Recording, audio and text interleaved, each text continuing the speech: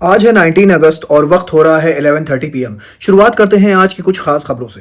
दोस्तों, आज यूएस के एक प्राइवेट जेट के पायलट ने ऐसी लैंडिंग करी है कि आपने ऐसी लैंडिंग कहीं फिल्मों में ही देखी होगी। क्या होता है कि ये प्लेन ओहायो से उड़ता है और इसमें लैंडिंग गेयर्स में कुछ प्रॉब्लम आ जाती है, फ्रंट लैंडिंग गेयर्स में। तो ये पायलट रिटर्निंग का फैसला करता है और रिटर्न होकर ये ओहायो के एयरपोर्ट पर आता है। लेकिन दोस्तों, इसने जिस तरह से लैंडिंग करी है वो तारीफ के काबिल है। आप देखिए, ये प्लेन उतरता रहता है और इसके फ्रंट लैंडिंग गियर्स खुलते ही नहीं है, लेकिन फिर भी पायलट कितनी समझदारी के साथ इसको मैनेज करके सेफली इसको उतारता है और प्लेन में भी ज़्यादा डैमेज नहीं होता। ये फुटेज देख के लग रहा है दोस्तों कि ये पायलट कितना ज़्यादा टैलेंटेड होगा। अब दोस्तों, मैं खबर आपको ईरान की बता दूं। आप तो जानते हैं दोस्तों कि ईरान का जो स्ट्रेट ऑफ हॉर्मुज है उस पर अमेरिका ने ब्लॉकेड लगा के रखा हुआ है, जिस वजह से ईरान ना इंपोर्ट कर पा रहा है ना एक्सपोर्ट कर पा रहा है। लेकिन ईरान ने अभी अपना Q1 का जो डेटा रिलीज किया है उसमें ईरान ने ईयर ऑन ईयर की जो सेल है उसमें 150% का ग्रोथ देखा गया है।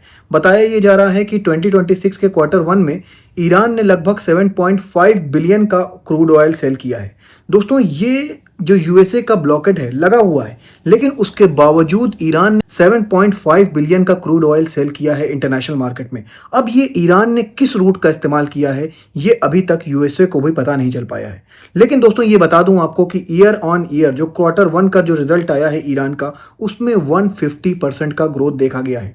दूसरी तरफ डोनाल्ड ट्रंप कह रहे हैं कि ईरान इकोनॉमिकली टूट चुका है, लेकिन ईरान जो अपना डेटा रिलीज कर रहा है उसमें यह साफ दिखाया जा रहा है कि ईरान अपने ऑयल को पूरे इंटरनेशनल मार्केट में सेल कर रहा है, जिससे वो आराम से अच्छा खासा प्रॉफिट बना रहा है।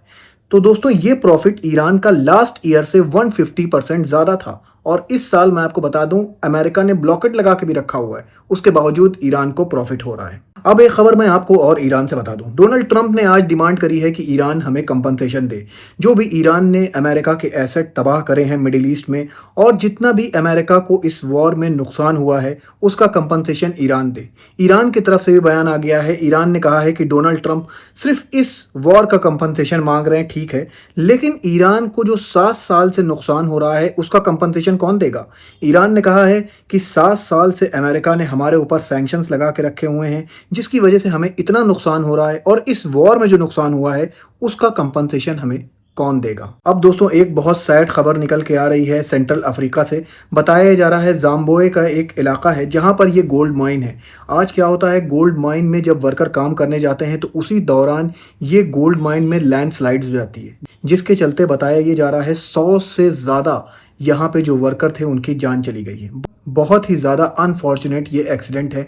और दोस्तों, इसकी फुटेज मैं आपको यहाँ पे नहीं दिखा पाऊंगा, लेकिन ये जो हादसा था ये बहुत ज़्यादा दर्दनाक हादसा था। दोस्तों, एक इजरायली एमपी ने एक पॉडकास्ट के दौरान आज कहा कि अमेरिका में बहुत जल्दी मुस्लिम लीडर्स की तादाद बहुत ज़्यादा बढ़ने वाली है। उन्होंने ममदानी का नाम लेके कहा कि ममदानी जैसे लीडर आप देखेंगे कि आने वाले सालों में अमेरिका में कुछ ज़्यादा ही बढ़ गए हैं, और इसकी शुरुआत हो चुकी है। अगर आप अमेरिका में कांग्रेस को देखें तो उसमें आप देखेंगे कि बहुत से लीडर ऐसे हैं जो मुसलमान हैं और वो बहुत तेज़ी के साथ आगे बढ़ रहे हैं। तो आप आने वाले दिनों में देखेंगे कि अमेरिका के अंदर मुस्लिम लीडर्स की तादाद बहुत ज़्यादा बढ़ जाएगी, ऐसा कहना है इस इजरायली एमपी का। अब मैं आपको वेदर रिपोर्ट बता दूं। चिली में जो फ्लड आई थी, जो मैंने आपको बताया था, उसकी कुछ और फुटेज निकलकर सामने आ रही है। ये मैं आपके साथ इसको शेयर कर रहा हूं।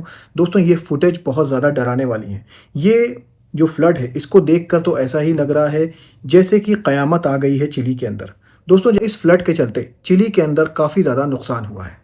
ऐसे ही खबरें लेकर मैं आपके पास आता रहूँगा। अपना बहुत ख्याल रखिए और मुझे भी अपनी दुआओं में याद रखिए।